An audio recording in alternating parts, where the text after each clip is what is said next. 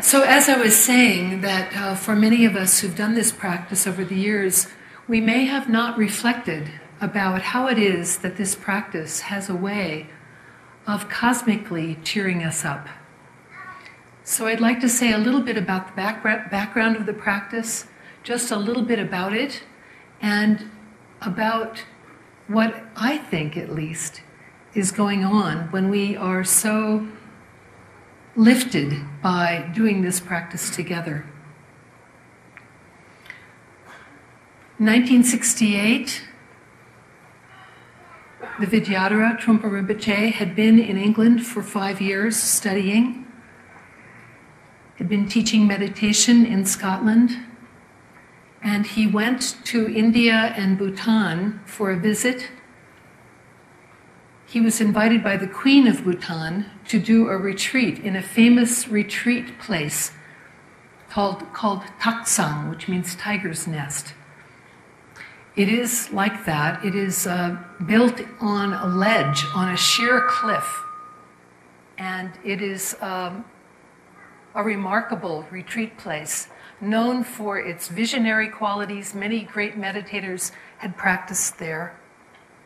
He had 3 weeks there to practice, and he practiced with one of his English students, Richard Arthur, or Kungadawa, who practiced in this place as well.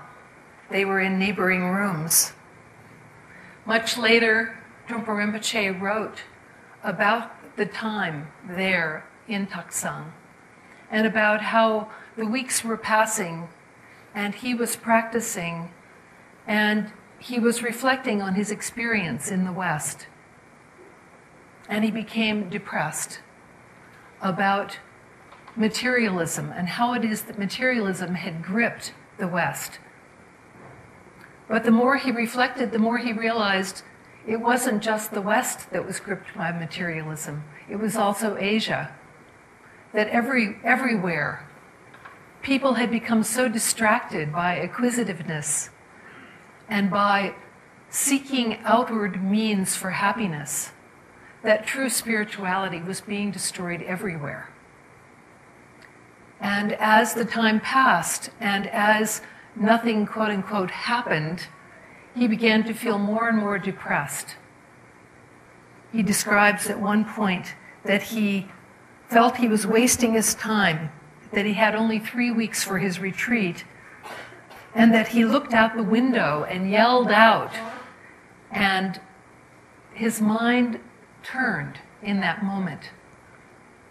But still nothing happened per se, and he continued his retreat.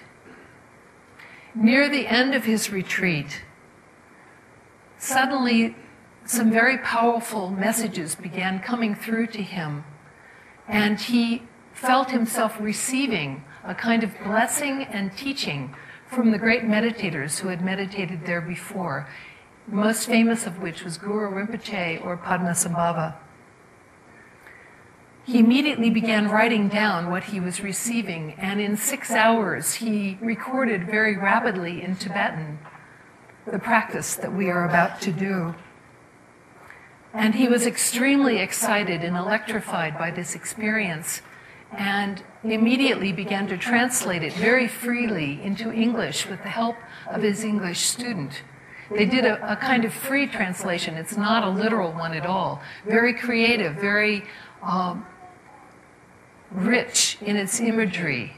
Not at all like a literal line-by-line translation. It has enormous vibrancy and energy, like the energy of his time there. And he was extremely excited about this practice. As they left the retreat, the weather was terrible. It was raining. There were terrible mud situations in Bhutan, and so they were closed into a guest house where they continued to finish the translation and the refinements of the text. And he felt that this was a blessing of the Dakinis, who made it impossible for him to go anywhere until the text was done. And upon leaving Bhutan, he felt that this was a practice that was important for everyone, not just for Buddhist practitioners, not just for his students, not just for Vajrayana students. And he began to give copies of the text out. One of the first people he gave a copy of the text to was Thomas Merton, who he had recently met in India. When he came back to Scotland, he immediately insisted that his students do this monthly and share this practice widely, which was very unusual because this kind of practice is usually considered a kind of advanced practice.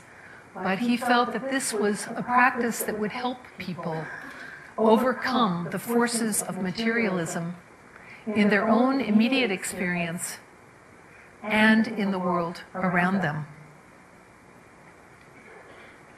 So what did he mean by materialism? In Tibetan, the word is lalo, which is loosely translated barbarianism.